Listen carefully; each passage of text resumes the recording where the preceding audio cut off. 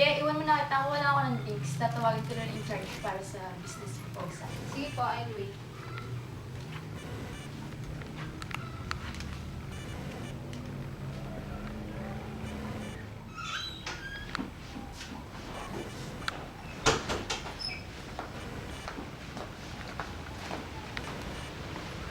Ma, meron pa ba ang ibang appointment? Wala naman, Dexter.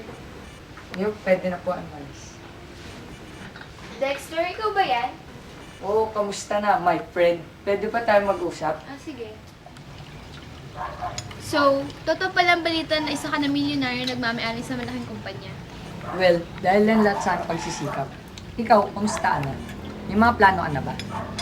Dexter, hanggang ngayon, hindi ka pa rin nawawala sa puso ko. Kahit na iniwan mo ako 4 years ago, kahit na ikakasal na ako. Gian, please, huwag na natin pag-usapan yan. Lalo na yung tungkol sa asal mo. Tsaka, congratulations nga pala sa mapapangsawa. Bakit po? Tawagin mo nga dyan si Lian. Say po.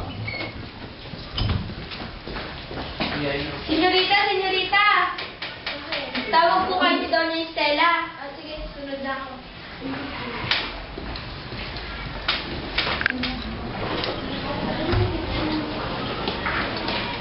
Ano nangyari sa'yo? Ba't ganyan na yung tsura mo? Laka-laka ng eyebags mo. Di ba malapit na kasal niyo yung sunrise? Hindi ka ba nag-aayos? Ano ba? Nakakainis kang bata ka, ha? Doña Estela, tinapuyin yung finance sa recipe.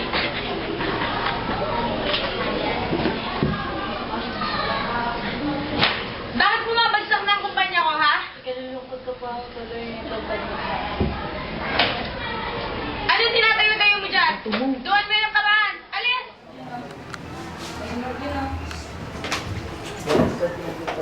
Mamaraya po kayo pagpipilian ng mga bagong gown ngayon. Ma'am, ito po yung mga gown. Ma'am?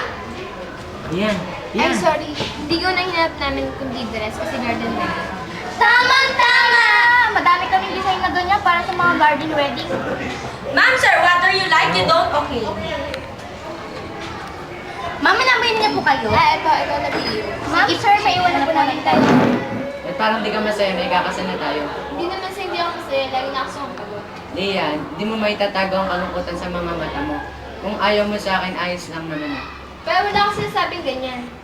Alam ka naman, mahal mo pa ni si Dexter at napipilitan ka ng pakasalan ako. Ano ba yung sinasabi mo? Matutuloy ang kasal. Naiintindihan kita. Alam mo, kahit pa sabihin natin mahal ko pa rin si Dexter, nasa siya ngayon, hindi ba di ka kasama ko ngayon? Tignan natin ang usapang ito.